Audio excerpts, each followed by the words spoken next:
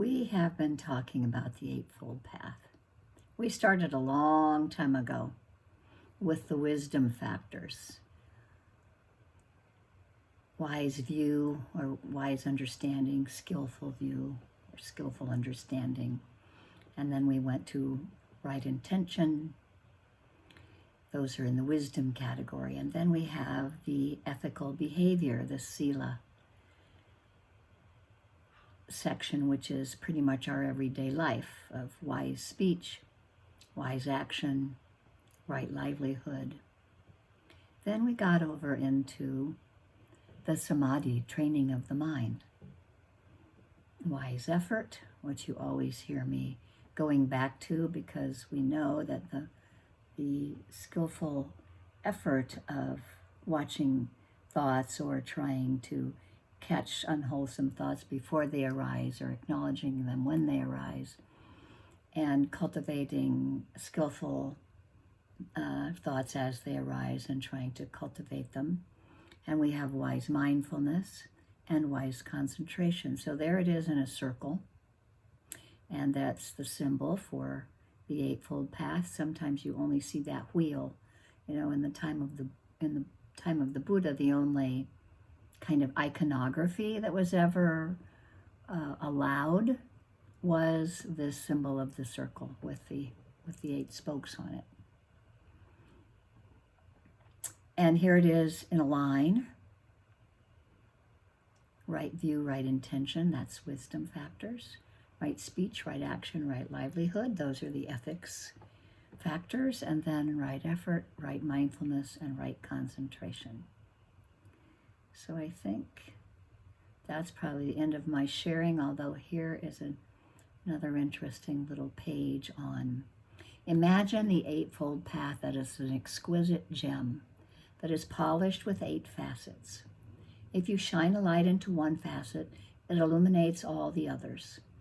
Practicing one dimension of the path will strengthen the others. In this way, the path is not linear. It is instead circular, with each step on the way leading further inward toward wisdom, compassion, and love. So that's why I think I started back at the circular version of it.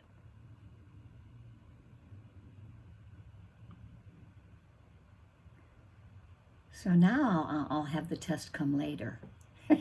Those psychological tests where you have to remember Red Wagon, Thursday morning, and your best friend's name when you were in 3rd grade, and then 15 minutes later I'll ask you the answer. Watch out.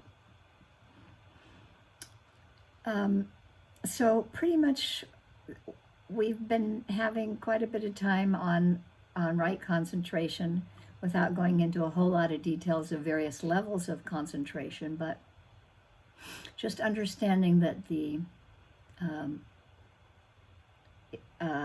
that there are these 3 sort of skillful approaches in the sitting practice, and concentration is basically the sitting practice that the Buddha taught.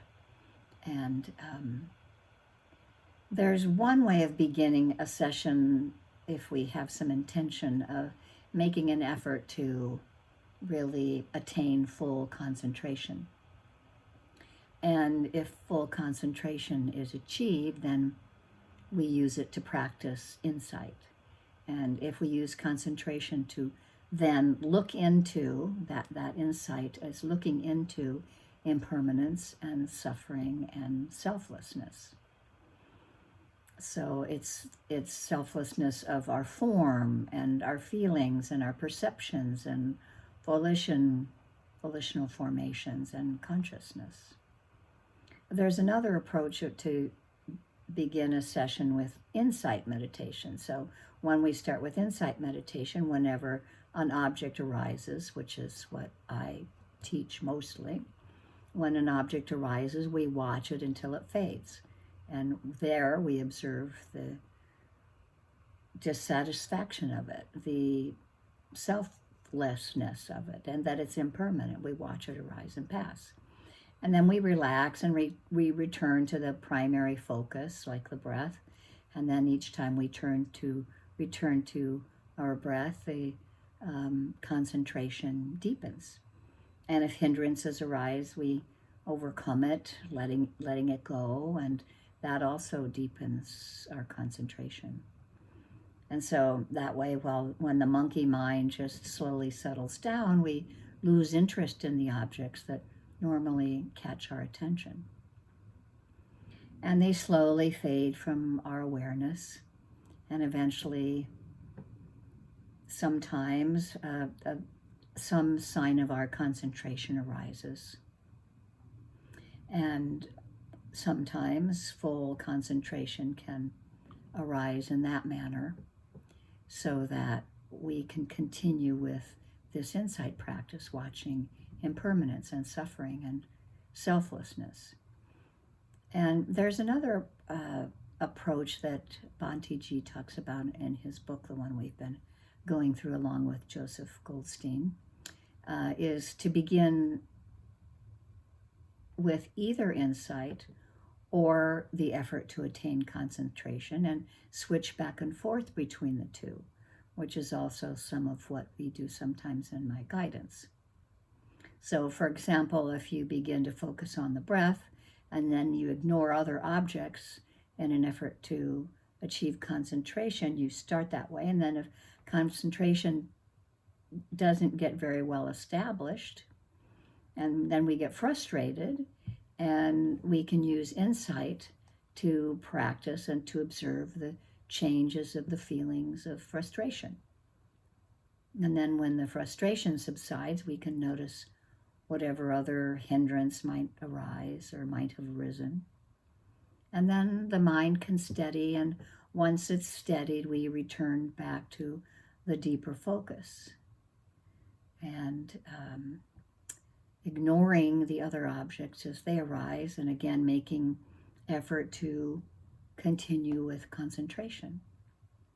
So in this third approach, concentration and mindfulness act as a team, and they gradually deepen our concentration and sharpen our insight.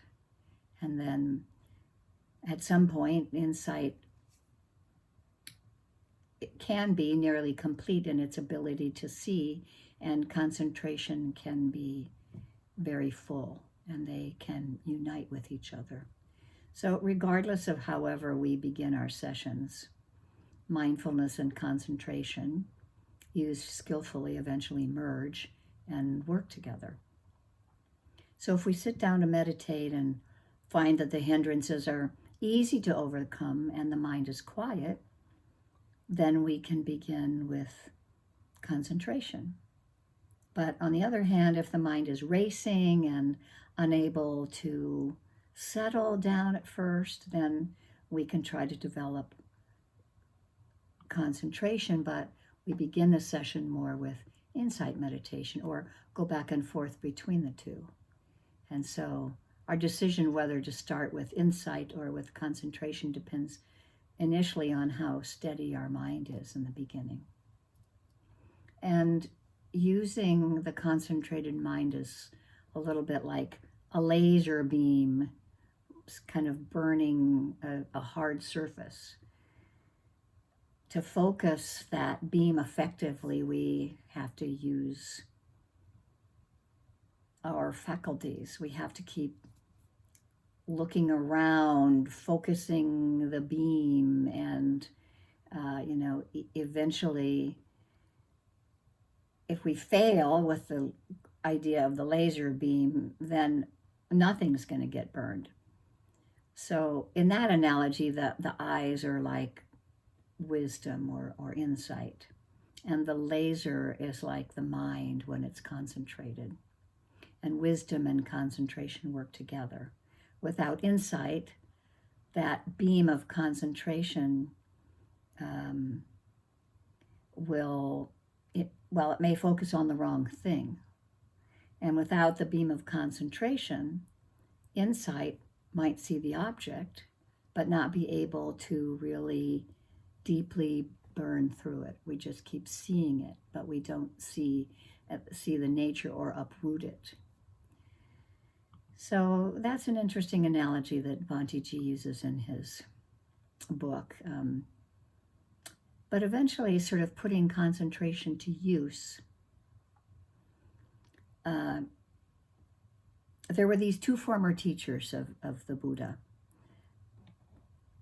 Alarakarma and Udaka Ramaputta. Say that 3 times. So they were former teachers of his. He went through their trainings.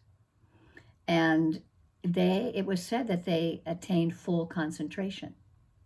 But they didn't train themselves to focus attention on form, feelings, perceptions, volitional formations, and consciousness to see their true nature.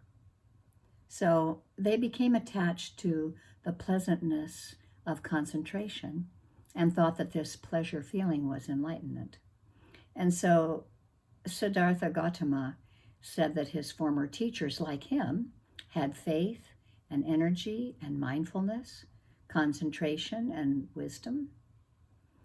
And like him, their wisdom had helped them understand the danger of the hindrances and the need to overcome them. But unlike Siddhartha, the teachers didn't see that they were using states of concentration merely to support this pleasant sensation and just to suppress the hindrances, but not vanquish them, not uproot them altogether. And they didn't discover the underlying fetters that we've talked about, the forces that bind human beings to repeated birth.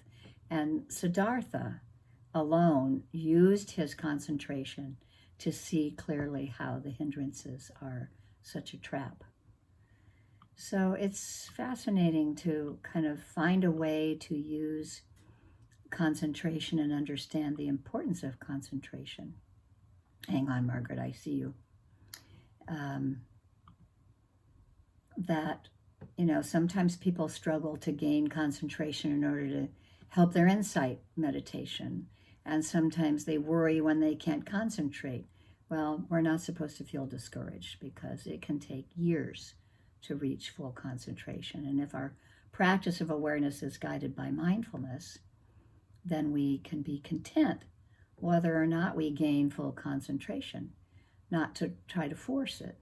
And that each time we meditate, we're getting closer to concentration. And how long it takes depends on how often we meditate and how well we practice and the other steps of the path. So, some days we have better concentration and some days we have better mindfulness. And those latent hindrances often pop up and they can be really active. And on other days, they aren't so present. So it's a continual process of balancing skillful concentration and the 3 characteristics that it has of wholesome, single-pointed, and that it functions with mindfulness. And that step-by-step gradual training method that the Buddha gave us is really one of the most foundational practices, that developing skilled concentration can help us keep the attention on the breath or the chosen object, and we don't look at new things as they arise, and we begin to develop that deeper sense of concentration. So I think I'll stop with that and then see what you wanted to say, Margaret.